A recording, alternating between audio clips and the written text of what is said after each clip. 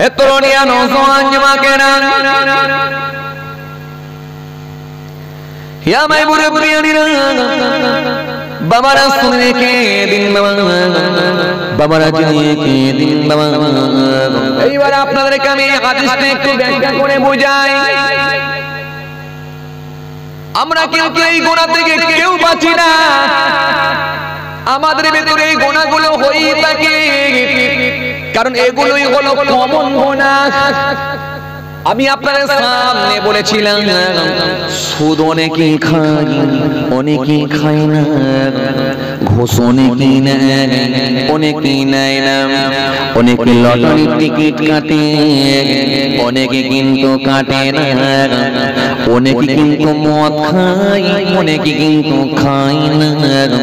কিন্তু আপনাদের সামনে আমি বলেছিলাম, এমন একটা হাদিস দিয়েছিলাম আমার নবী, যে গুনাহগুলো হলো খুব কমন গুনাহ, এটা সবার ভিতরেই আছে।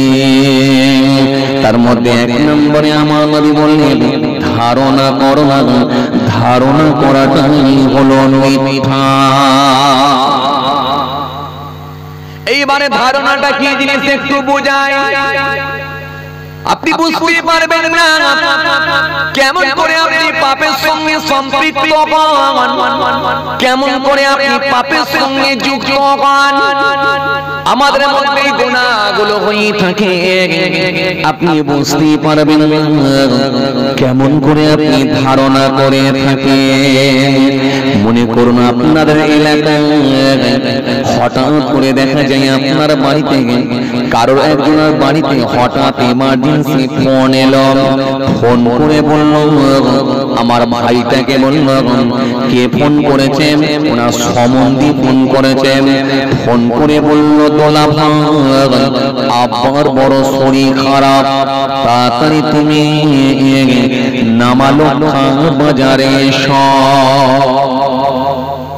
সামনে বাজারটার নাম হাই রোডের মোড়টা খঞ্চি, ও আচ্ছা খঞ্চি, বাখরাবাদ, বাখরাবাদ।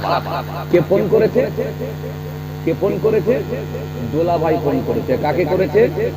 এই সম্বন্ধী ফোন করেছে। কাকে করেছে? দোলা ভাইকে। দোলা ভাই আব্বার শরীর খারাপ, তাড়াতাড়ি তুমি বাখরাবাদ মোড়ে এসো, খঞ্চি মোড়ে এসো। তার মানে দোলা ভাইকে ডাকছে, তার মানে দোলা ভাইয়ের কার শরীর খারাপ? দোলা ভাইয়ের কি হচ্ছে? ভালো করে বুঝবেন, আল্লাহ না করে, আল্লাহ না করে এমার্জেন্সি কি হয়েছে, এখনই তাকে ভর্তি করতে হবে। কোথায়? তমলুক হসপিটালে। আল্লাহ না করে এরকম ফোন। এখন এই যে এমার্জেন্সি ফোনটা ঢুকলো, কিছুক্ষণের জন্য তো আপনার ব্যস্ততা বেড়ে গেল, আপনি টেনশনের মধ্যে পড়লেন কি পড়লেন না? কথা বলেন, টেনশনের মধ্যে পড়লেন। এই যে টেনশনের মধ্যে যখন আপনি পড়ে গেলেন, চিন্তিত হয়ে পড়লেন, আপনি বড় ব্যস্ত হয়ে পড়লেন, সঙ্গে সঙ্গে প্যান্ট জামাটা পরে এমনকি ঘড়িটা নেবারও সময় পাননি, পকেটে মোবাইল ফোনটা নিয়ে কোন রকমে বাইক নিয়ে বেরিয়ে যাচ্ছেন। রাস্তার উপরে বসেছিল তিনটে ছেলে, আপনার দিকে একবার তাকিয়ে বলল, কি গো? আপনি একবার ওদের দিকে দেখলেন, দেখে কোনো উত্তর না দিয়ে বেরিয়ে যাচ্ছেন তীরের মতো।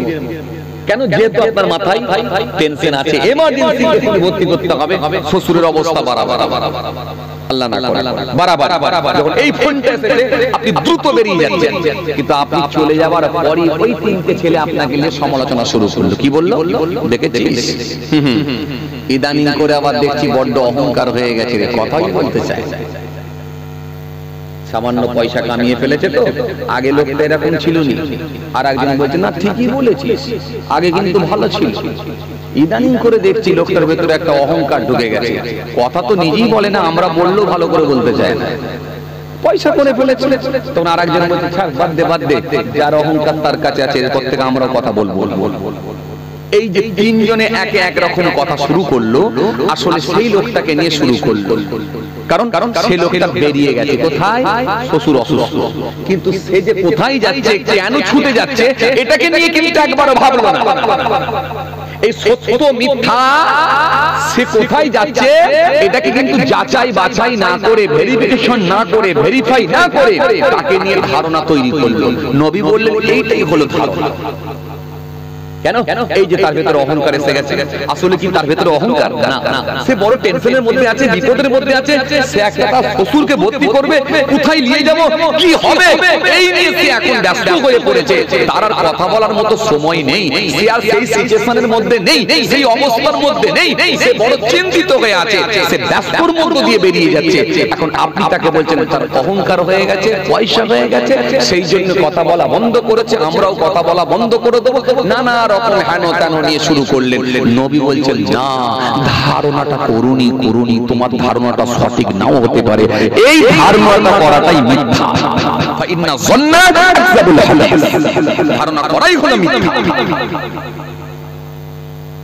কথা কিছু বুঝতে পারছেন আমার?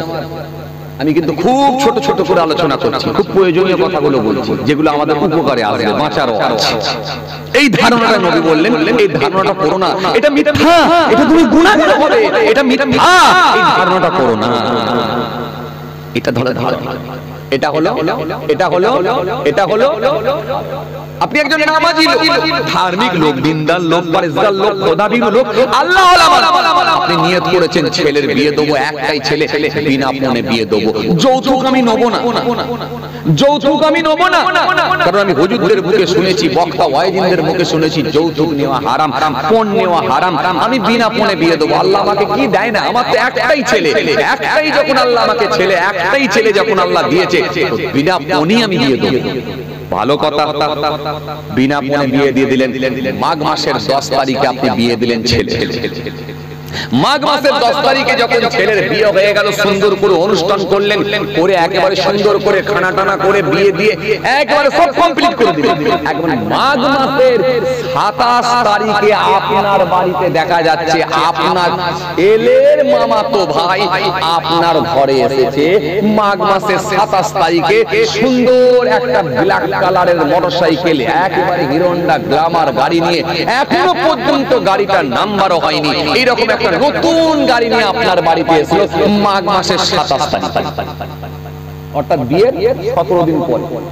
27 তারিখে যখন আপনার বাড়িতে এসেছে, যখন মোটরসাইকেলটাকে স্ট্যান্ড করে ভেতরে ঢুকেছে, তখন মাচার উপরে বসে বসে 4টে ছেলে আপনাকে দেখে তখন মাথা চুলকাতে শুরু করলো। ওই দেখ, দেখেছিস তো, ওই যে বলে না যে আমি নামাজ পড়ি, আমি দাড়ি রেখেছি, আমি রোজা রাখি, আমি পড়লব না, ওই যে দেখ, সেই তখন বিয়ে দিয়েছিল, মোটরসাইকেল এখন ঢুকছে। কথা কিছু বুঝতে পারছেন আমার?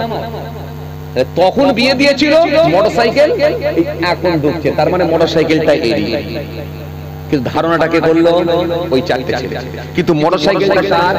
আপনার ছেলের মামাতো ভাই, সে এসেছে আপনার বাড়িতে, তার মানে ফুফুতো ভাইয়ের বাড়িতে এসেছে। আচ্ছা, ফুফুতো ভাইয়ের বাড়িতে কি মামাতো ভাই আসা রাইট নাই? নিশ্চয়ই আসতে পারে, এর আসার এই আসার তার রাইট আছে, নিশ্চয়ই আসতে পারে। কিন্তু অন্যায়টা কি? সে একটা মোটরসাইকেল নতুন নিয়ে এসেছে, সে তো জানতে পারেনি যে আপনি এরকম ধারণা করবেন। যদি ধারণা করতেন তাহলে হয়তো মোটরসাইকেলটা নাই নিয়ে আসতো। কিন্তু আপনি একবার ভাবলেন না যে মোটরসাইকেলটা তো এখনো তার দরজার সামনে আছে, আগে দেখি মোটরসাইকেলটা কদিন ঠিক থাকছে, এই মোটরসাইকেলটা সেই ছেলেটা চেপে ঘোরে কিনা, আগে দেখি, একটু সত্য মিথ্যাটা যাচাই করি। সেটা না করে আপনি বলে ফেললেন কি, ওই দেখ, সেই বিয়ে দিয়েছিল, তখন নিলে লোকে সমালোচনা করবে, মোটরসাইকেল এখন। এইটাই হলো আমার কথা। কিছু বুঝতে পারছেন?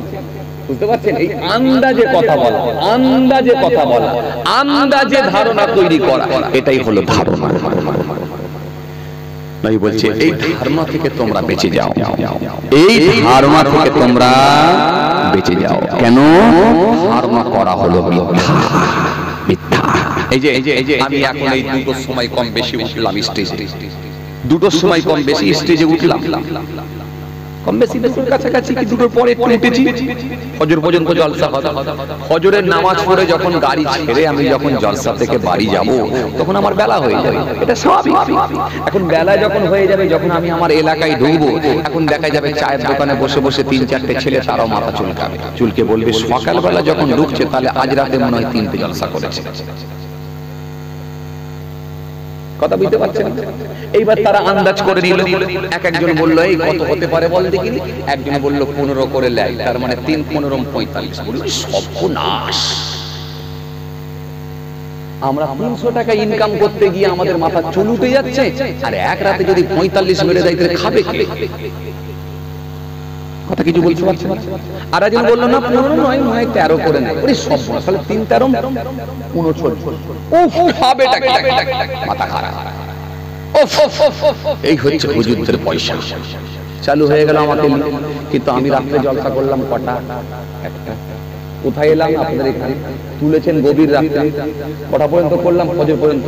বাড়ি যখন পৌঁছলাম সকাল হয়ে গেল, কিন্তু সে একবার যাচাই বাছাই করলো না, ভেরিফিকেশন করলো না, একবার ভেরিফাই করলো না, যাচাই করলো না, একবার জিজ্ঞাসাও করলো না, কিন্তু ধারণা করে নিল 3টে জলসা করেছে, তার মানে 3টে জলসাই মানে এত নজরানা হতে পারে। এটাকে নিয়ে সমালোচনা শুরু করলো। নবী বলছে এই ধারণাটা তুমি আন্দাজে করছো, করো না। এই ধারণা করাই হলো মিথ্যা। এই ধারণা করাই হলো তোমার জন্য মিথ্যা। এই ধারণাটা করো না। এবার যদি মিথ্যা করো কি হবে? মিথ্যা বললে কি হবে? আসো আমি আর একটা হাদিস আপনাকে বলি। এই হাদিসকে সামনে রেখে আমি আর একটা হাদিস টেনে নিয়ে আসি। আল্লাহ নবী সুন্দর করে বললেন, মান তারাকাল কাযিবা ওয়া হুয়া বাতিল বুনিয়া লাহু ফি রাবাদিল জান্নাহ ওয়া মান তারাকাল মিরা ওয়া হুয়া মুহিত বুনিয়া লাহু ফি ওয়াসাতিহা ওয়া মান হাসানা খুলুকাহু বুনিয়া লাহু ফি আলাহা। আল্লাহ নবী হাদিস পাকের মধ্যে 3টে কথা বলেছেন, তার ভেতরে 1 নম্বর বললেন মান তারাকাল কাযিবা ওয়া হুয়া বাতিল বুনিয়া লাহু ফি রাবাদিল জান্নাহ। আমি রাসূলুল্লাহ বলি শোনো, মান তারাকাল কাযিবা ওয়া হুয়া বাতিল, যে ব্যক্তিরা মিথ্যাকে পরিহার করবে, মিথ্যা থেকে নিজেকে বাঁচিয়ে নিতে পারবে, মিথ্যা থেকে নিজেকে বাঁচাতে পারবে, মিথ্যাকে বর্জন করবে, ওয়া হুয়া বাতিল, বাতিল মনে করবে, অন্যায় মনে করবে, পাপ মনে করবে, গুনাহ মনে করবে, আমি রাসূলুল্লাহ বলছি বুনিয়া লাহু ফি রাবাদিল জান্নাহ, আমার আল্লাহ তার উপরে এত খুশি হয়ে যাবে, এত রাজি হয়ে যাবে, ওই মিথ্যা থেকে নিজেকে বাঁচিয়ে নেওয়ার জন্য আমার আল্লাহ জান্নাতের কিনারায় তার জন্য একটা প্রাসাদ বাংলো বানিয়ে দেবে।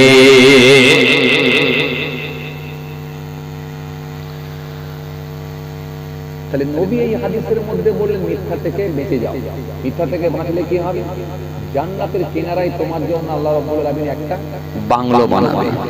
আর আগের হাদিসে নবী কি বললেন? ধারণা করো না। কেন? ধারণা করাটাই হলো মিথ্যা। আর এই হাদিসে বললেন মিথ্যা থেকে বাঁচো। এবার মিথ্যাটা বললে কি হবে? আসে নবী আবার অন্য জায়গায় হাদিস দিয়ে বলেন ক্বালা আয়াতুল মুনাফিকি সালাসা ইযা হাদাসা কাযাবা ওয়া ইযা ওয়া'দা খুলাফা ওয়া ইযা তুমিনা খান। আল্লাহ নবী সুন্দর করে বললেন, আমি রাসূলুল্লাহ বলছি মুনাফিকের আলামত হবে 3টা। 1 নম্বরে হলো ইযা হাদাসা কাযাবা, যখন সে কথা বলবে মিথ্যা বলবে। কথা বলবে,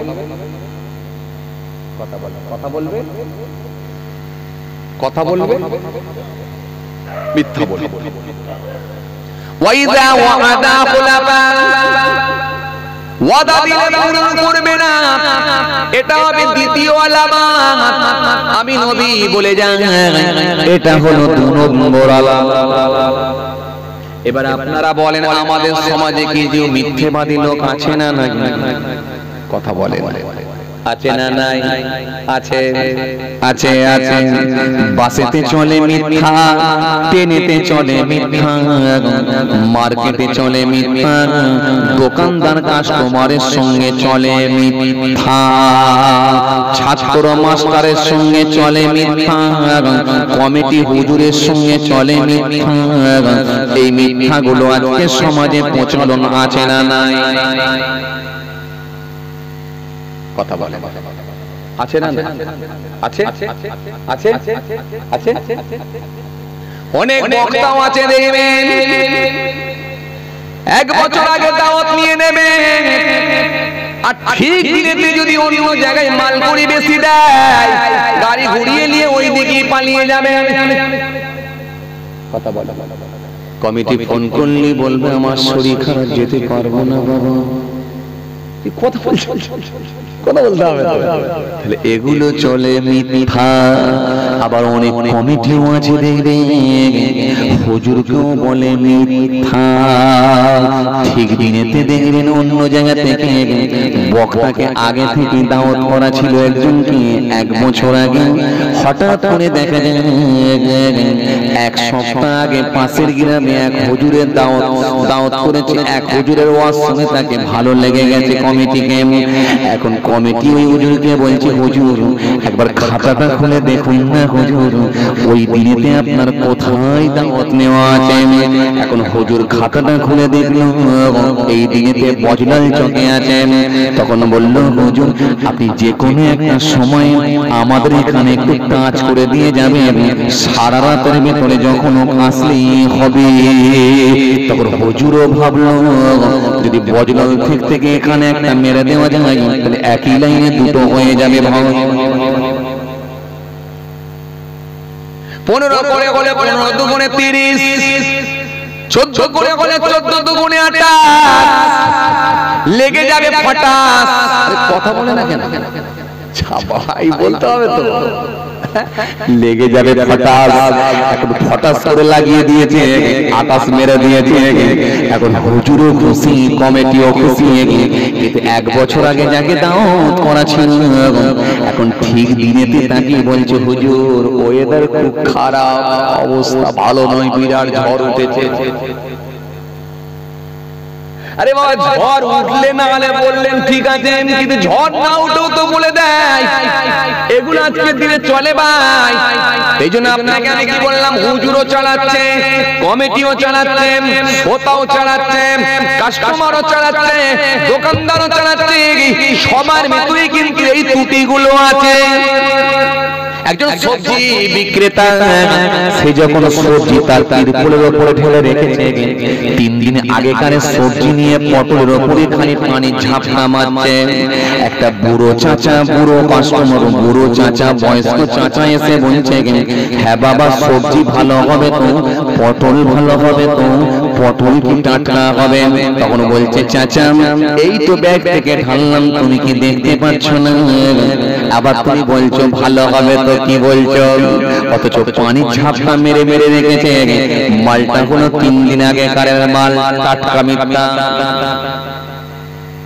আমাদের সমাজে অনেক মাছ বিক্রেতা আছে, 3 দিন 4 দিন আগে কারের দেখবেন বড় পলা মাছগুলোকে, ও বাবাজি আমার বাইরা, ওই বড় পলা মাছগুলোতে সকাল বেলায় দেখবেন টাটকা মাছের রক্তটা দেখবেন বড় পলা মাছের গায়ে লাগিয়ে রেখে দেখবেন, আর বেলা 12টার সময় ওই রক্ত দেখিয়ে চড়া দামেতে বিক্রি করে দেয়। বলে কাটছি আর রক্ত বেরোচ্ছে, দেখো চড়া দামে বিক্রি করে। অথচ এই লোকগুলো দেখবেন এগুলো হলো তারা দেখবেন এরাই হলো প্রতারক, এরাই হলো মিথ্যাবাদী। এই সমাজে মানুষগুলো আছে না? কথা বলছেন না কেন? আছে। নবী বললেন এই জায়গা থেকে তোমরা বেঁচে থাকো। আপনি একটা হার্ডওয়্যারের দোকানে মাল নিয়েছেন, 65,000 মাল, 65,000 টাকার মাল কিনেছেন, 50,000 টাকা জমা দিয়ে দিয়েছেন। একসঙ্গে যদি 50,000 টাকা জমা দিয়ে দেন, তাহলে এবারে বলেন তো দেখি ওই দোকানদারের সঙ্গে আপনার সম্পর্ক বাড়বে কি বাড়বে না? দোকানদার আপনাকে বিশ্বাস করবে কি করবে না? কথা বলেন। দোকানদার আপনাকে বিশ্বাস করবে। তখন আপনি 50,000 টাকা দিয়ে বললেন, দোকানদারকে বললেন, ভাই 50,000 টাকা জমা দিয়ে দিয়েছি, আর 15,000 টাকা আমি এখন আর দিতে পারছি না, কারণ আমার ছেলে দিল্লিতে থাকে, টাকা পাঠাবে 16 তারিখে, 18 তারিখে তোমাকে আমি টাকা দিয়ে যাব। দোকানদার বলল, চিন্তা না, তুমি 18 তারিখে দিয়ে যাবেন। কারণ দোকানদার মনে করলো যে লোকটা 50,000 টাকা দিয়েছে, সে কি আর 15,000 টাকা দেবে না? এমনটা হয় না। এই বিশ্বাসের জায়গা যখন তৈরি হয়ে গেল, দোকানদার আপনাকে ধার দিয়ে দিলাম, 50,000 টাকা জমা দিয়ে 15,000 টাকা ধার রেখে আপনি চলে এলেন। চলে আসার পরে 16 তারিখ হয়ে গেল, 18 তারিখ হয়ে গেল, 19 তারিখ হয়ে গেল, 20 তারিখ হয়ে গেল, এখনো পর্যন্ত দোকানে যান না আর ফোনও একটা করেন না। তখন দোকানদার আপনাকে 20 তারিখে ফোন করলো, করে বলল আসসালামু আলাইকুম। আপনি বললেন ওয়া আলাইকুম আসসালাম। আপনাকে দোকানদার বলল ভাই আপনি তো বললেন 18 তারিখে আসবো, আজকে তো 20 তারিখ হয়ে গেল, কি ব্যাপার এখনো কেন পয়সা দিয়ে গেলেন না? তখন আপনি বললেন ভাই আজকে আমি ফোন করতাম, আজকে আমি করতাম। মানে এই যে এতদিন কেটে গেল, ফোন করার সময় হয়নি, যেদিনে দোকানদার ফোন করেছে সেদিনে বলছে আজ কি করতাম। আর যে লোকটা বলবে দেখবেন আজ কি করতাম, আসলে দেখবেন এই লোকটা হলো সাধারণ চিটিংবাজ নয়, এ হলো পাকা চিটিংবাজ। পাকা চিটিংবাজের কথা আবার আলাদা হবে, তার কথার খুব মিষ্টতা থাকবে, কথা খুব মার্জিত ভাষায় হবে, কথা খুব আস্তে আস্তে হবে। এরা হলো পাকা চিটিংবাজ, পাকা প্রতারক। এই পাকা প্রতারকের কথা ধরন হবে আলাদা। আসলে কিন্তু ওরা ঠান্ডা মাথায় কাজ চালায়, ওদের আপনি ধারণা করে বুঝতে পারবেন না। আপনাকে ঠকিয়ে নিয়ে চলে যাবার পরে পরে বুঝতে পারবেন যে প্রতারক, কখনো বুঝতে পারবেন না। 3 দিন কেটে গেল, লোকটা একটা ফোন করে, আর যেদিনে দোকানদার করেছে তখনই বলছে ওয়া আলাইকুম আসসালাম। ভাই এই আজকে আপনার কথা মনে করছেন, আজকে আমি ফোন করতাম। কারণ আপনাকে বুঝতে হবে এটা টাকা চিটা। কেন আজকে করতাম? তো 2 দিন আগে কি করছিস তুই? যেদিনে পয়সাটা দিতে পারলি না সেদিনে কেন ফোনটা করলি? হ্যাঁ আজকে আপনাকে ফোন করতাম, এটা পাক্কা চিটা।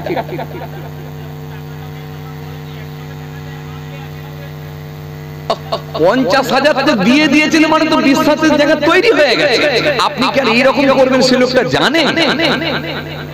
হ্যাঁ এই গেরি তো খাচ্ছে টাকা খেয়াল কর, এ হচ্ছে পাকা চিটা।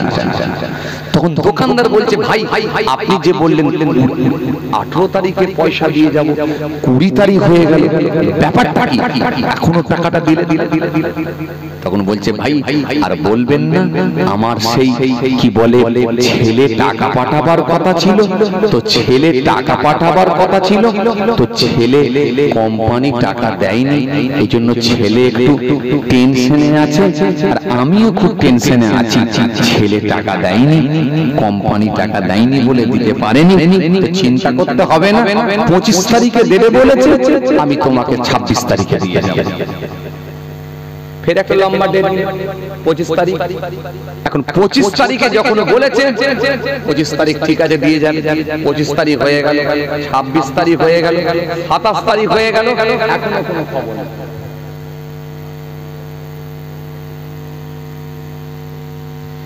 এখনো কোনো খবর নাই। এখন 27 তারিখ যখন হয়ে গেছে তখন আবার সেই দোকানদার ফোন করেছে। খুব ভালো করে বুঝবেন, দোকানদার ফোন করে বলছে হ্যালো আসসালামু আলাইকুম। ওয়া আলাইকুম আসসালাম। কি ব্যাপার আপনি বললেন 25 তারিখে আসবো, 27 তারিখ হয়ে গেল এখন?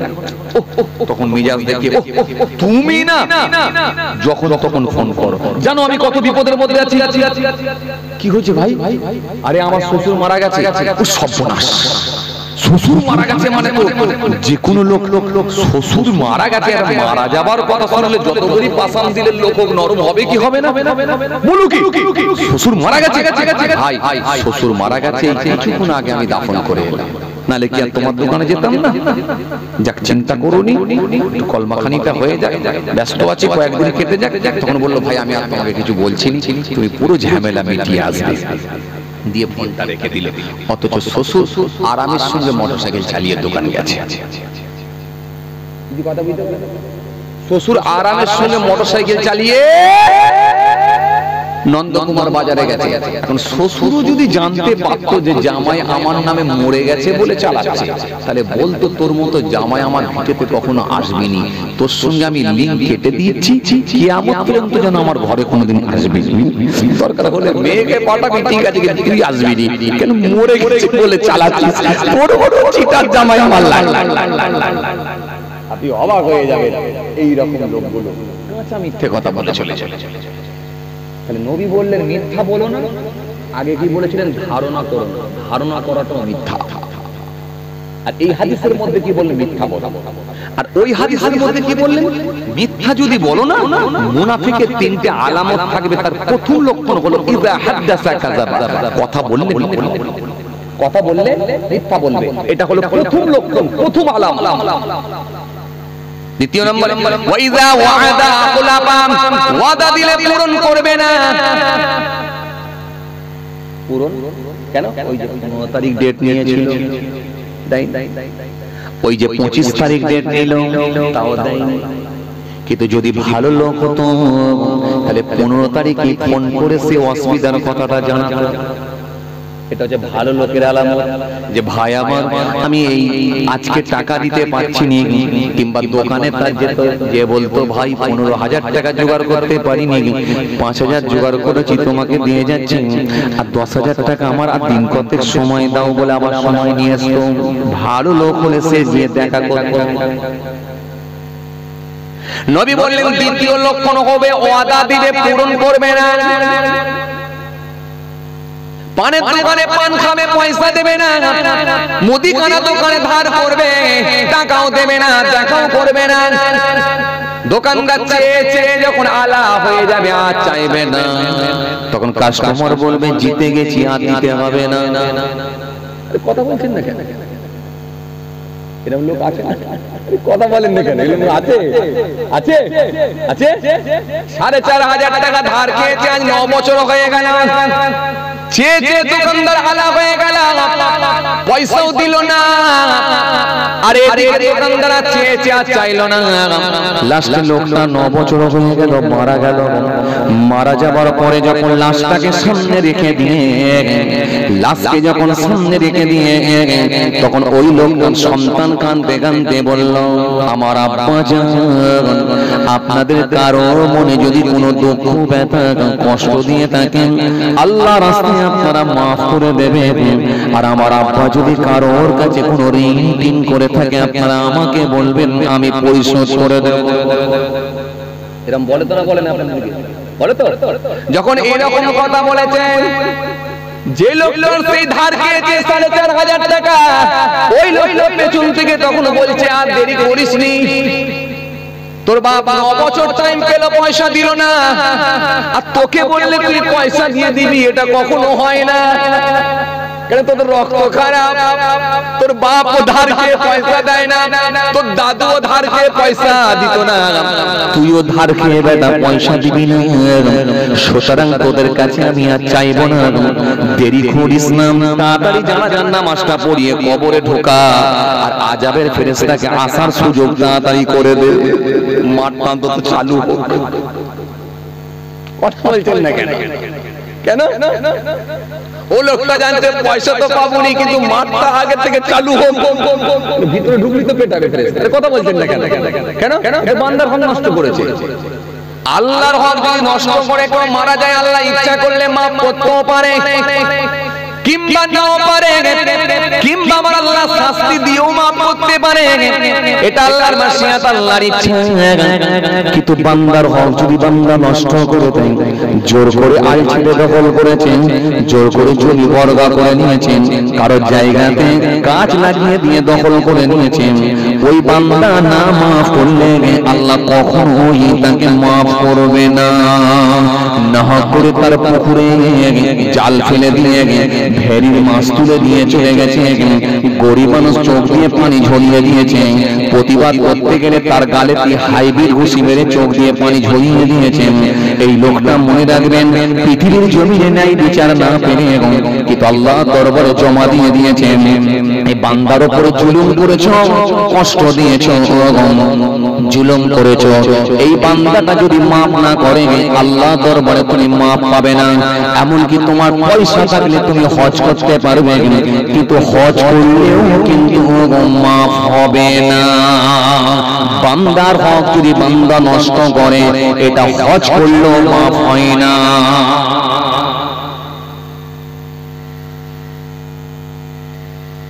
কিছু কথা বুঝতে পারছি না, চলে আমি একটা একটা করে কিন্তু ক্লিয়ার করে দেবো। তাহলে নবী বললেন কি, এক নম্বরে হবে মিথ্যা, দ্বিতীয় নম্বরে ওয়াদা পূরণ করবে না, এটা হলো 2 নম্বর আলামত। আর 3 নম্বর আলামতটা কি হবে? আমি রাসূল বলছি আল্লাহ নবী সুন্দর করে বলেন আমানতের খিয়ানত করবে, আমানতের খিয়ানত করবে, এটা হবে তৃতীয় আলামত, তৃতীয় লক্ষণ।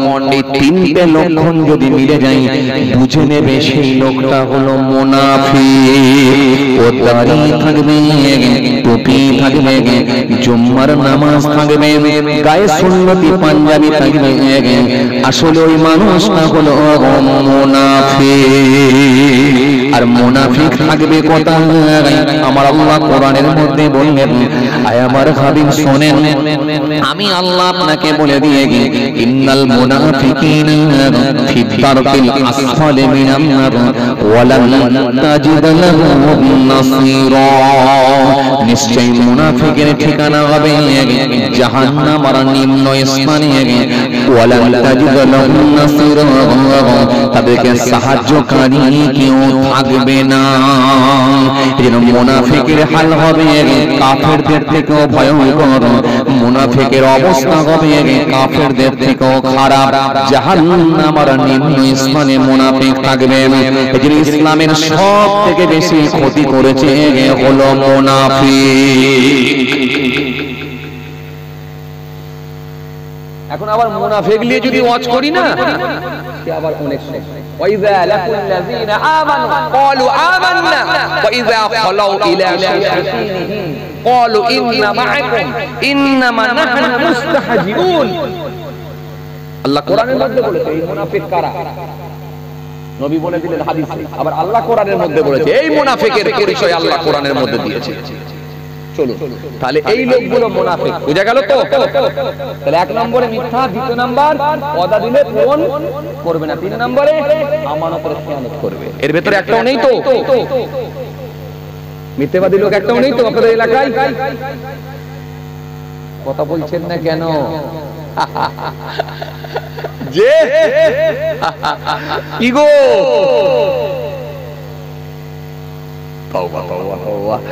এলাকা ভালো মাশাআল্লাহ, এলাকার নাম আছে।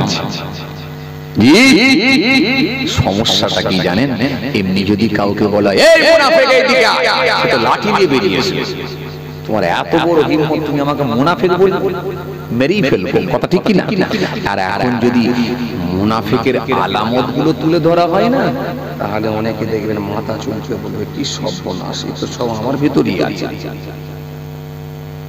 এমনি যদি কাউকে বলা এই জানোয়ারের বাচ্চা এইদিকে আয়, লাঠি নিয়ে আসবে না? তোমার এত বড় হিম্মত, তুমি আমাকে জানোয়ারের বাচ্চা বলে? আর যদি ঘুরিয়ে দিয়ে বলা হয় এই বাঘের বাচ্চা এইদিকে আয়, তুই যা কাজ করলি না পুরো বাঘের বাচ্চার মতো, তখন জামাটাকে এরকম করে উল্টাতে উল্টাতে আসবে, আমি এরকম কাজ করি। কেন? বাঘের বাচ্চা। বাঘের বাচ্চা হওয়ার খুব শখ, কিন্তু জানোয়ারের বাচ্চা হওয়ার ইচ্ছা নেই। তার মানে বাঘটা মনে হয় জানোয়ারের বাইরে নাকি? কথা বলছেন না কেন? না কিছু বলেন না রে বাবা। আসলে এই জন্য আমাদেরকে যদি একটু ঘুরিয়ে দেওয়া হয় তাহলে বলবো না ঠিকই আছে, আর যদি ডাইরেক্ট দেওয়া হয় তাহলে তো এই চলে। চলুন এবার আমি পূর্বের হাদিসে ফিরে যাই। সেই প্রথমে আমি যে আলোচনা করছিলাম, 1 নম্বরে কি বলেছিলাম? ইয়াকুম ওয়াজ্জান্না ফাইন্না যান্না আকযাবুল হাদিস। আল্লাহ নবী সুন্দর করে বলেছিলেন তোমরা ধারণা করো না, ধারণা করো হলো মিথ্যা। মনে আছে তো আপনাদের? কথা বলে মনে আছে তো? এই মনে আছে তো? সেই প্রথমে এরপরে আমার নবী সুন্দর করে বললেন, সুন্দর করে আমার নবী 2 নম্বরে, দ্বিতীয় নম্বরে বললেন, আবার নবী সুন্দর করে বললেন, ওয়ালা তাসাব্বু ওয়ালা তাজাসসু। আল্লাহ নবী সুন্দর করে দ্বিতীয় নম্বরে বললেন, ওয়ালা তাসাব্বু, তোমরা গালি দিও না, ওয়ালা তাজাসসু, তোমরা মানুষের প্রস্তুতি অন্বেষণ করো না, ওয়ালা তাসাব্বু, তোমরা গালি দিও না। এই গালি দেওয়ার লোক আজকের দিনে আছে না নাই? এই কথা বলছেন না কেন? রাজমিস্ত্রিরা কি লেবারদেরকে গালি দেয়? কথা বলেন, রাজমিস্ত্রিরা কি লেবারদেরকে গালি দেয়? সিমেন্টের মাপ গোলমাল হলে দেয়? আরে কথা বলছেন না কেন? দেয়, দেয়। মাপ বলেছে কত? 6 কড়া সিমেন্ট গুলবি, 6 কড়া সিমেন্ট মারবি আর 4 কড়া বালি মারবি। এখন 6 কড়া সিমেন্টের জায়গায় 6 কড়া বালি হয়ে যায়, আর সিমেন্ট যদি 4 কড়া হয়ে যায়, মানে এটা যদি ওইদিকে যায়, ওটা যদি এইদিকে আসে, ইধার কা মাল উধার হ্যায়, উধার কা মাল ইধার হ্যায়, তো গালাগালি খেতে হবে কি হবে না? কিন্তু ঘুরিয়ে দিলে তো হয়ে যেত। 6 জায়গায় যদি বলতো যা যা করেছিস করেছিস, এরপরে আর এই ভুলটা করবি না। 6 জায়গায় অন্তত 8 দিয়ে দে, আর 2 কড়া বাড়িয়ে দে সিমেন্ট, 1 কড়া বালি বাড়িয়ে দে, যাতে করে অন্তত মাপে ঠিক হয়ে যায়। তাহলে এরকমও তো একটা রাস্তা ছিল ভাই, অথচ তারপরও কিন্তু গালাগালি দেয়, আছে না নাই? কথা বলছেন না কেন? আছে না নাই? গালাগালি দেয়, আছে না নাই? গালাগালি দেয়। অনেক ইঞ্জিন মিস্ত্রি আছে দেখবেন, মেকানিক আছে দেখবেন, লেবার গুলোকে, ছোকরা গুলোকে গালাগালি দেয়। যদি র্যাঞ্চের নাম্বার গোলমাল করে দেয়, 14 নম্বর আনতে বলেছে ডাল, যদি সেটা 18 নম্বর নিয়ে যায়, মানুষের বাচ্চা বলবে না অন্য কিছুর বাচ্চা বলবে, এই অমুকের বাচ্চা দেখতে পেলি, বলবে না বলবে না, এই অমুকের বাচ্চা তুই দেখতে পেলি, চোখে কি হয়েছে? আরে কথা বলছেন না কেন? আপনারা ঘুম পাচ্ছে নাকি? আমি তো আপনাদেরকে হাদিস থেকে তুলে তুলে বুঝাচ্ছি। কেন? এগুলো খুব আপনাদের সামনে খুব প্রয়োজনীয় কথাবার্তা, এগুলো থেকে আমাদের বাঁচতে হবে। এগুলো কমন গুনাহ, কমন গুনাহ, এগুলো সবার মধ্যে কম বেশি ঢুকে যায়। এই জন্য আমি এই হাদিস থেকে তুলছি আপনাদের সামনে। তখন ইঞ্জিন মিস্ত্রিটা গালাগালি করে, 14 নম্বর ডালনা জানতে বলেছে, কিন্তু 18 নম্বর নিয়ে গেছে, তখন দুটো গালাগালি দেবে কি দেবে না? কথা বলছেন না কেন? দেবে না, দেবে না? এই অমুকের বাচ্চা চোখে কি হয়েছে? মানুষের বাচ্চা বলবে না, আর না অন্য কিছুর বাচ্চা বলবে? অন্য কিছুর বাচ্চা তো না, মানুষের বাচ্চা, জানোয়ারের বাচ্চা। তাই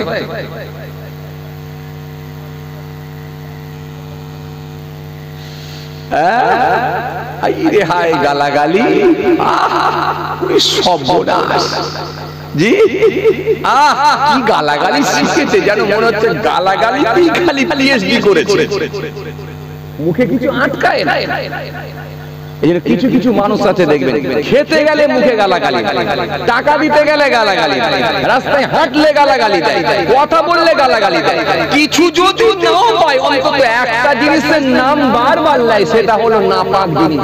শরীরে একটা নাপাক জিনিস আছে যেটাতে পেচ্ছাপ ক্লিয়ার হয়, ওই নামটা অন্তত ঘন ঘন।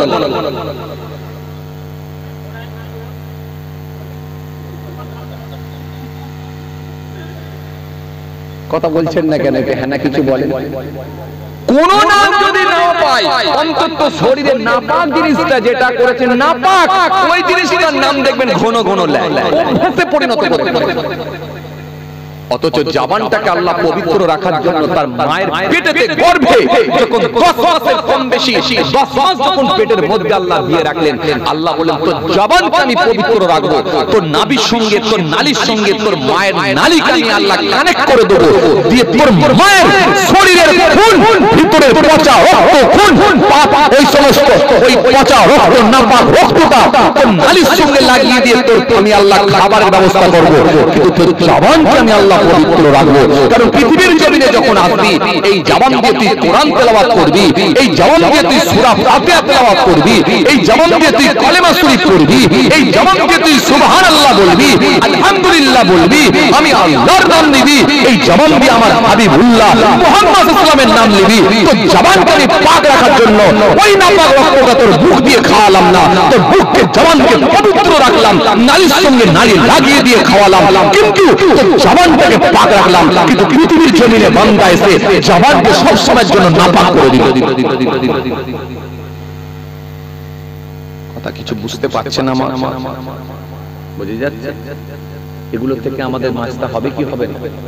আপনি মুসলমানের বাচ্চা কেন গালাগালি করবেন? কেন? ভুলটা কি হয়েছে?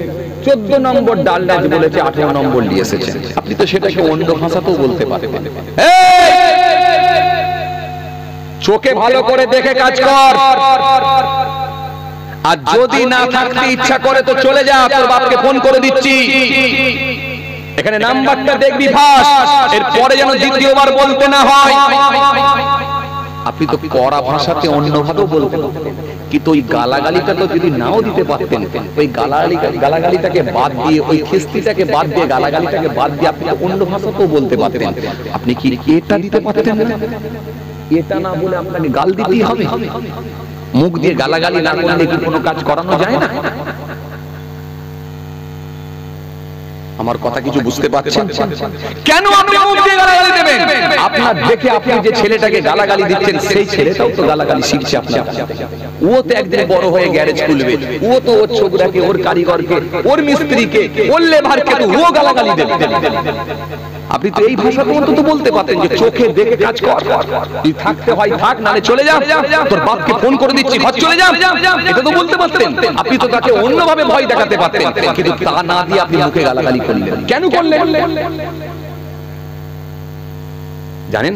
গালাগালি দেওয়াটা হলো ফাসিক, আর কতল করা হলো কুফরি। এই ফাসিকি গালাগালি দেওয়া, আপনি জানেন এই গালাগালি দেওয়াটা কত অন্যায়? ফাসিক কাকে বলে? আগে যেমন বলেছিলাম মুনাফিক, ফাসিক, মুরতাদ, বেঈমান। যদি এই নমুনাগুলো তুলে ধরা হয় না, তখন আমরা বুঝতে পারবো সব কিন্তু আমাদের ভেতরেই ঢুকে আছে।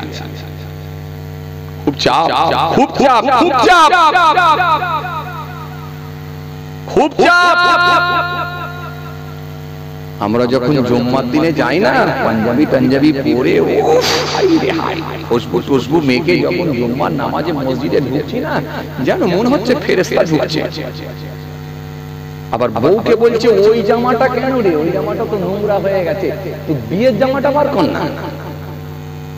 বিয়ের জামা পরে নামাজ পড়তে যাবে, অত লজ্জা নেই? কোথায় যাবি? দুরাকাত নামাজ পড়বি। জুম্মার দিনে যাচ্ছিস তো করাকাত পড়বি, দুরাকাত নামাজ পড়তে যাচ্ছে, আবার বিয়ের জামা পরে। বউ বলছে সে কি আর ভালো আছে? বলে এই তো কদিন আগে বিয়ে হলো। বউ বলছে এই কদিন কি গো, সে তো 2.5 বছর হয়ে গেছে। বাস্কর ভেতরে আছে, দেখ দেখ দেখ, ওই 2.5 বছরের জামা, সেই বিয়ের জামা পরে জুম্মার নামাজ পড়তে যাবে, করাকাত পড়বে 2 রাকাত। তাহিয়াতুল ওযু, ভয়ে জুজু, দখলাল মসজিদ, পড়বো না, যা করছি ঠিক। কাবলাল জুম্মা, গায়ে দিয়েছি নতুন জামা, কি করেছে মানা নেই আমার জানা। ঠেলে বুঝে যদি নামাজ পড়তে হয় তো 2 রাকাতের বেশি না হয়। ইমাম সাহেব যখন নামাজ শুরু করেছে সূরা ফাতিহা, এরপরে দিয়েছে সূরা 3, এ পেছন থেকে গলা খাকার মেরে দিয়ে বলছে তাড়াতাড়ি বের করে দিন। ইমাম সালাম ফেরাতে দেরি করছে কেন? এরকম লোক আছে না? কথা বলছেন না কেন? গলা ঝাড়ছে খালি।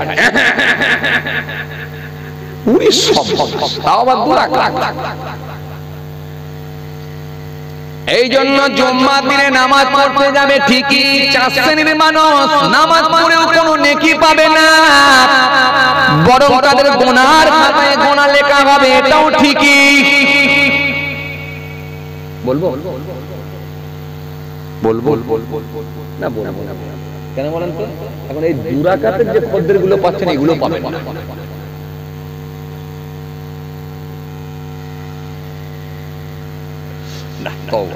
এখানে যা আছে সব ভালো মানুষ কথা বলছেন রাতের বেলা, তো এগুলো তো ওয়াজ শোনারই লোক আছে। আপনাদের কথা বলছি, সন্ধ্যেবেলায় থাকলে কিছু ইয়ং ছেলে থাকে, এগুলো ওই দুরাকাত নামাজ পড়ে।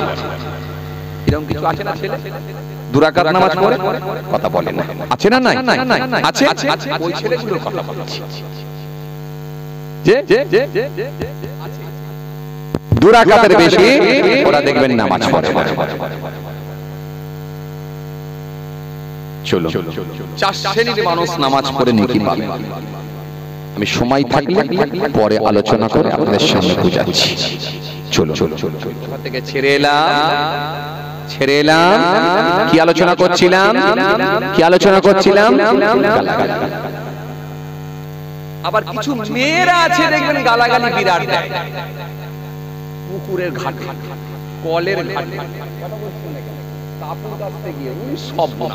কলে যদি কেউ আগে টিউবওয়েল থেকে পানি নিয়ে নেয়, ও আল্লাহু আকবার, আনলিমিটেড গালাগালি দেয়। আছে না? আবার ঘন ঘন দেখবেন ছেলের মাথা খায়। আপনাদের থেকে আছে?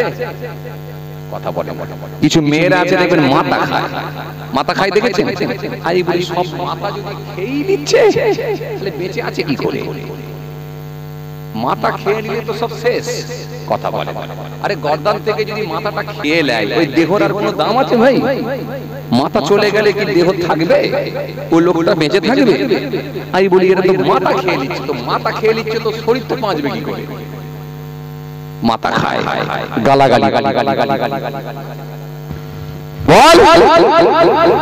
বল তুই ছেলের মাথা খেয়ে বল, ও মাথা খেয়ে বলেছে আল্লাহ, মাথা খায়।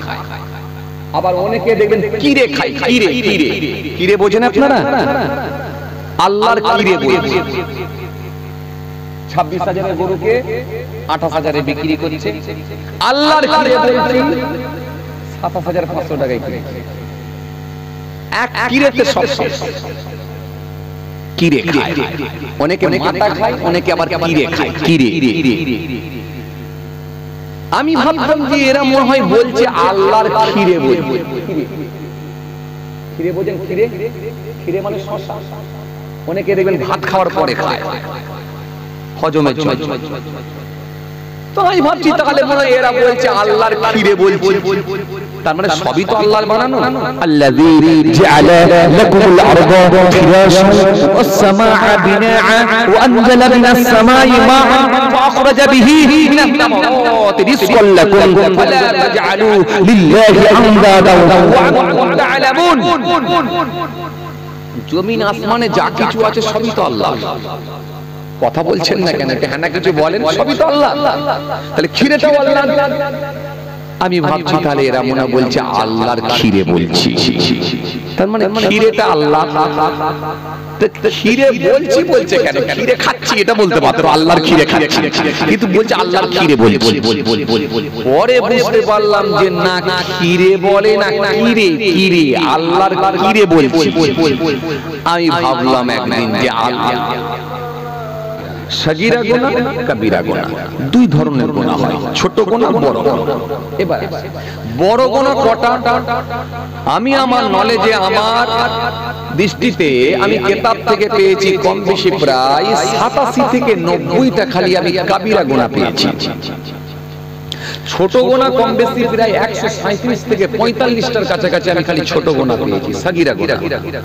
এর থেকে বেশি হতে পারে, এর থেকে কমও হতে পারে, আল্লাহু আ'লাম, তিনি ভালো জানেন। আমার নলেজে যতটুকু পড়েছে। তাহলে এই যে বড় গুনাহ, সেটা কত? 87 থেকে 90টার কাছাকাছি। আল্লাহ রাব্বুল আলামিন কোরআনে কারীমের মধ্যে বলেছেন, ইন তাজতানিবু কাবাইরা মা তুনহাউনা আনহু নুকাফির আনকুম সাইয়্যাতিকুম ওয়া নুদখিলুকুম মুদখালান কারীমা। আল্লাহ বলেছে, বান্দা তোমরা বড় গুনাহগুলো থেকে বিরত থাকো, বেঁচে থাকো। তোমরা বড় গুনাহগুলো থেকে যদি নিজেকে বাঁচিয়ে নিতে পারো, বড় গুনাহগুলোকে যদি বর্জন করতে পারো, আমি আল্লাহ তোমাদের ছোট গুনাহগুলোকে মাফ করে দিয়ে সম্মানজনক স্থানে প্রবেশ করিয়ে দেব। একটু জোরে বলে। তাহলে বড় গুনাহ থেকে বাঁচতে বললেন কে? স্বয়ং আল্লাহ। এই আয়াতের মধ্যে আল্লাহ বলেন বড় গুনাহ থেকে বাঁচো। বড় গোনা কি? অনেক বড় গোনা, অনেক, প্রায় 87 থেকে 90টা খালি বড় গোনা। আমি আপনাদের সামনে গোটা পাঁচেক বলে দিচ্ছি, তাহলে আপনাদের বুঝতে সুবিধা হবে, লাইনটা বুঝে যাবে। যেমন নামাজ ছেড়ে দেওয়া, এটা কাবিরা গুনাহ। রোজা ছেড়ে দেওয়া, এটা হলো কাবিরা গুনাহ। ইচ্ছাকৃতভাবে বাপের সঙ্গে খারাপ আচরণ করা, মায়ের অবাধ্য সন্তান, মা বাপের অবাধ্য সন্তান, এটা হলো কাবিরা গুনাহ। ইচ্ছাকৃতভাবে নিজের পরনের কাপড়টা গাঁটের নিচে ঝুলিয়ে পড়া, এটা কাবিরা গুনাহ। পুরুষ মানুষ রেশমের পোশাক পরিধান করা, এটা হলো কাবিরা গুনাহ। এটা হলো কাবিরা গুনাহ। মিথ্যা বলা, এটা হলো কাবিরা গুনাহ। সুদ খাওয়া, এটা হলো কাবিরা গুনাহ। ঘুষ খাওয়া, এটা হলো কাবিরা গুনাহ।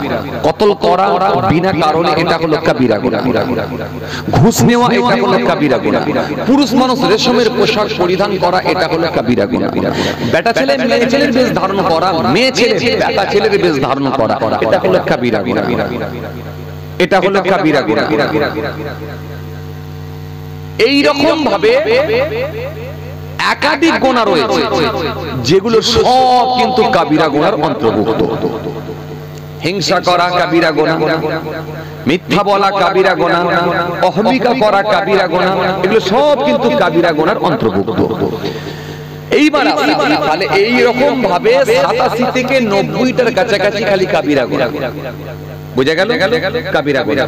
তাহলে এই কাবিরা গুনাহগুলো থেকে আপনাকে আমাকে বাঁচতে হবে। এবার এমন কিছু গুনাহ আছে যেগুলো হলো কমন গুনাহ। দাড়িওয়ালা লোকেরও থাকে, দাড়ি কাটা লোকেরও থাকে, নামাজি লোকেরও থাকে, আর বেনামাজি লোকেরও থাকে, টুপিওয়ালা লোকেরও থাকে, টুপি ছাড়া লোকেরও থাকে, শ্রোতাদেরও থাকে, বক্তা হুজুরদেরও থাকে, হাজী সাহেবেরও থাকে, ইমাম সাহেবেরও থাকে, আবার সবজিওয়ালারও থাকে। এগুলো হচ্ছে একেবারে কমন গুনাহ, যেগুলো সবার ভেতরই থাকে, সবার ভেতরে থাকে। এই গুনাহগুলো কি? এই রকম গুনাহ আমি আপনাদের সামনে 7টা বলবো। 7টা একটা ছোট হাদিস বলবো, সেই হাদিস থেকে 7টা আলোচনা চলবে, পয়েন্ট নিয়ে আলোচনা চলবে। তাহলে এগুলো কিন্তু সবার ভেতরেই থাকে, যেগুলো কমন গুনাহ। যেমন কিছু গুনাহ আছে দেখবেন সবার ভেতরে থাকে না। যেমন মদ, কেউ খায় কেউ খায় না। যেমন সুদ, কেউ খায় কেউ খায় না। কারোর বাড়িতে বন্ধন চলে, আবার কারোর বাড়িতে চলে না। মাওলানা সাহেবের বাড়িতে বন্ধন চলে না, হাজী সাহেবের বাড়িতে বন্ধন চলে না। এমনও নামাজি সুফি দরবেশ আছে, তার বাড়িতে বন্ধন চলে না, কারণ সে সুদ থেকে বিরত থাকার চেষ্টা করে। যেমন মদ থেকে বিরত থাকার চেষ্টা করে, এগুলো থেকে অনেক মানুষ বেঁচে যায়। সুদ, লটারি, এগুলো থেকে বেঁচে যায়। কিন্তু কিছু এমন কমন গুনাহ আছে যেগুলো সবার ভেতরে ঢুকে আছে। যেমন হিংসা, এটা সবার ভেতরে আছে, কম বেশি থাকতেই পারে। অনেক দাড়িওয়ালা লোকের ভেতরে, সুফি দরবেশ লোকের ভেতরে থাকে হিংসা। যেমন অহংকার, এটা কিন্তু ঢুকে থাকে। দাড়িওয়ালা লোকের ভেতরে থাকে, দাড়ি কাটা লোকের ভেতরে থাকে, হুজুরের ভেতরে থাকে, শ্রোতার ভেতরে থাকে অহংকার। তাহলে এই অহংকার, এই হিংসা, এই যে রিয়া, এই যে আপনার কি বলে ধারণা, এগুলো কিন্তু খুব কমন গুনাহ। এগুলো সবই কিন্তু কাবিরা গুনার অন্তর্ভুক্ত। কথা বুঝে গেল? তাহলে এই কমন গুনাহগুলোর ভেতর থেকে আমি আপনাদের সামনে 7টা পয়েন্ট নিয়ে আলোচনা করব। রাসূল করিম সাল্লাল্লাহু আলাইহি ওয়াসাল্লাম সুন্দর একটা হাদিস দিয়েছেন, সব হাদিসই সুন্দর। এর ভেতর থেকে আমি একটা চুজ করে আপনাদের সামনে তুলছি। হাদিসটা হলো হযরত আবু হুরায়রা রাদিয়াল্লাহু তাআলা আনহু থেকে বর্ণিত হাদিস। عن أبي هريرة رضي الله تعالى عنه عن النبي صلى الله عليه وسلم قال إياكم الظن فإن الظن أكذب الحديث ولا تصدقوا ولا تجسسوا ولا تحاسدوا ولا تدابروا ولا تباغضوا وكونوا عباد الله إخوان। এই হাদিসের মধ্যে মোট রাসূল করিম সাল্লাল্লাহু আলাইহি ওয়াসাল্লাম মোট 7টা কথা বলেছেন। মনে রাখবেন 7টা কথা। কটা? 7টা। 7টা কথা এই হাদিসের মধ্যে বলা হয়েছে। চলেন এই 7টা কথা নিয়ে কিছু আমি আলোচনা করব এই হাদিসটা নিয়ে। কেন ওয়াজ করতে হয়, ভূমিকাটি একটা টপিক তৈরি করতে হয়, একটা সাবজেক্ট বানাতে হয়। আর সেই সাবজেক্টের উপরে যদি কিছু আলোচনা করা হয় তখন মানুষ সেখান থেকে কিছু শিক্ষামূলক আলোচনা পেতে পারে।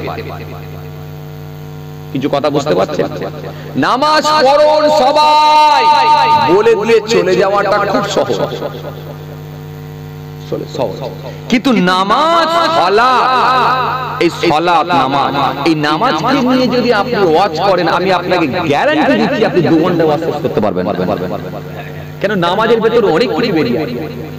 এই নামাজের সূচনা কবে থেকে, নামাজ স্টার্ট হলো কবে থেকে, নামাজ 5 ওয়াক্ত হলো কেন, নামাজ কিভাবে পড়তে হয়, কিয়ামে দাঁড়ালে কোন দিকে তাকাতে হয়, রুকুতে গেলে কতটা হ্যাট হতে হয়, কোন দিকে তাকাতে হয়, সিজদায় গেলে নাকালে যাবে না কপাল যাবে, উঠবেন যখন কপাল উঠবে না নাক উঠবে, ডান দিকে সালাম ফেরালে কোন দিকে তাকাতে হয়, আপনি কেরাত কেমন করে পড়বেন, নামাজের ওয়াজিব কটা, নামাজ ভঙ্গের কারণ কি কি, নামাজের মাকরুহ কোনগুলো, নামাজের ফরজ কোনগুলো, আপনি যখন টোটাল নামাজ নিয়ে আলোচনা করবেন, আপনি কি বলে ফরজে কিফায়ার নামাজ কোনটা, ফরজে আইন নামাজ যেগুলো সেগুলো কোনগুলো, যখন ডিটেইলস শুধু নামাজ নিয়ে সালাত নিয়ে যখন একটা সাবজেক্ট তৈরি করে আলোচনা করবেন, আপনি 2 ঘন্টা তো শেষ করতে পারবেন। তখন আপনি কিন্তু ওখান থেকে অনেক শিক্ষামূলক আলোচনা বের করে আনতে পারবেন, অনেক কিছু আপনি শিখে যেতে পারবেন। আর না হলে সবাই নামাজ পড়ুন বলে দিয়ে আবার অন্য লাইনে চলে গেলেন। কখনো মুসা নবীর লাঠি দরিয়ার উপরে আঘাত হলো, পানি দুদিকে চলে গেল, কখনো আবার ঈসা রুহুল্লাহ কবরের ধারে গিয়ে কবরবাসীকে দিন্দা করে দাঁড় করিয়ে দিল। তাহলে এই যখন আপনি ওয়াজ এদিকে ওদিকে করবেন তখন দেখবেন সে ওয়াজ খাপছাড়া হবে, সেখান থেকে আপনি কিছু শিখতে পারবেন। এই জন্য একটা টপিকের উপরে, সাবজেক্টের উপরে কিছু আলোচনা হলে যিনি ওয়াজ করবেন তাকেও বোঝাতে সুবিধা হবে, যারা শ্রবণ করবে শুনবে তাদেরও বুঝতে সুবিধা হবে। আসুন, আমি আপনাদের সামনে কি বলেছিলাম, 7টা গুনাহ নিয়ে পয়েন্ট নিয়ে আলোচনা করব একটা ছোট্ট হাদিসের উপরে। চলেন এই ছোট্ট হাদিস থেকে আমি কিছু আলোচনা করে আপনাদের খেদমত থেকে বিদায় নিই। তাহলে রাসূল করিম সাল্লাল্লাহু আলাইহি ওয়াসাল্লাম কি বললেন, এই হাদিসটা হযরতে আবু হুরায়রা রাদিয়াল্লাহু তাআলা আনহু থেকে বর্ণিত হাদিস। পুরুষদের ভেতরে সবথেকে বেশি যিনি হাদিস বর্ণনা করেছেন তিনি হলেন হযরতে আবু হুরায়রা রাদিয়াল্লাহু তাআলা আনহু। পুরুষদের ভেতরে সবথেকে বেশি যিনি হাদিস বর্ণনা করেছেন। মহিলাদের ভিতরে সবথেকে বেশি যিনি হাদিস বর্ণনা করেছেন তিনি কে? তিনি হলেন হযরতে মায়েশা সিদ্দিকা রাদিয়াল্লাহু তাআলা আনহা। 2210 অর্থাৎ 2210 টি হাদিস বর্ণনা করেছেন মায়েশা সিদ্দিকা রাদিয়াল্লাহু তাআলা আনহা। আর পুরুষদের ভিতরে সবথেকে বেশি হাদিস বর্ণনা করেছেন হযরতে আবু হুরায়রা রাদিয়াল্লাহু তাআলা। এই আবু হুরায়রা রাদিয়াল্লাহু তাআলা এর নামটা কেন হলো একটুখানি বোঝানোর জন্য বলে দিচ্ছি, যেহেতু এই হাদিসটা আবু হুরায়রা থেকে বর্ণিত হাদিস, তাই একটুখানি ক্লিয়ার করে দিচ্ছি। আবু হুরায়রা এনার নামটা কেন দেয়া হলো ভালো করে শুনুন। পূর্বে ওনার নাম ছিল আব্দুর রহমান বা আব্দুস সামাদ, পরবর্তীকালে নাম দেওয়া হয়েছে আবু হুরায়রা। কেন? একটা সময় তিনি রাসূল করিম সাল্লাল্লাহু আলাইহি ওয়াসাল্লামের দরবারে গেলেন বিড়ালের বাচ্চাকে নিয়ে। বিল্লির বাচ্চা, বিল্লির বাচ্চা বোঝেন তো আপনারা? আপনাদের এখানে বিড়ালের বাচ্চা কেমন ডাকে? ম্যাও ম্যাও বলে তো না হাম্বা বলে? কোনটা? না ম্যাও বলে। হাম্বা বলে কারা? গরু হাম্বা, যে ব্যা। আর এখানে বিড়াল বলে ম্যাও ম্যাও। এখন ছোট ছোট একটা বিড়ালের বাচ্চা দেখতেও অসাধারণ লাগে। ছোট বিড়ালের বাচ্চা বলে দেখতে ভালো লাগে, অনেকটা খরগোশ খরগোশ ভাব, খরগোশের মতো দেখতে লাগে। তো তিনি জামার আস্তিনে করে একটা বিড়ালের বাচ্চাকে নিয়ে গেলেন কার কাছে? রাসূল করিম সাল্লাল্লাহু আলাইহি ওয়াসাল্লামের দরবারে। এখন বিড়ালের বাচ্চা মাঝে মাঝে আওয়াজ করছে ম্যাও ম্যাও ম্যাও। নবী একটু মুচকি হাসলেন, হেসে বললেন কি ব্যাপার, বিড়ালের বাচ্চার আওয়াজ কোথা থেকে গো? সাহাবী বলে ইয়া রাসূলুল্লাহ হাবিবাল্লাহ হুজুর, আমি বিড়ালের বাচ্চাকে বড় পছন্দ করি, জামার আস্তিনের মধ্যে নেওয়া আছে, ঢিলা আস্তিন জামা, তো জামার আস্তিনের মধ্যে বিড়ালের বাচ্চা আছে। আল্লাহর নবী একটু হাসলেন, হেসে বলেন তুমি বিড়ালের বাচ্চাকে ভালোবাসো? ইয়া রাসূলুল্লাহ হাবিবাল্লাহ হুজুর বড় ভালোবাসি। আল্লাহর নবী বলেন ও বুঝতে পেরেছি, তাহলে তোমাকে আমি কি বলে ডাকি বলো দেখিনি? ইয়া আবু হুরায়রা, হে বিড়ালের আব্বা, হে বিড়ালের বাপ। এই বিড়ালের বাপ বলে যখন তিনাকে সম্বোধন করা হলো তিনি এই নামটাকে বড় পছন্দ করে নিলেন। তিনি সাহাবায়ে কেরামদের মধ্যে সাথী ভাইদের মধ্যে এলান করে দিলেন, জানিয়ে দিলেন, ও আমার সাথী ভাইরা, তোমরা আমাকে আর আব্দুর রহমান বলে ডেকো না, কারণ আজ থেকে আমার রাসূলুল্লাহ তিনি আমাকে বলেছেন আবু হুরায়রা, বিলালের আব্বা। আবু হুরায়রা মানে হলো বিলালের আব্বা।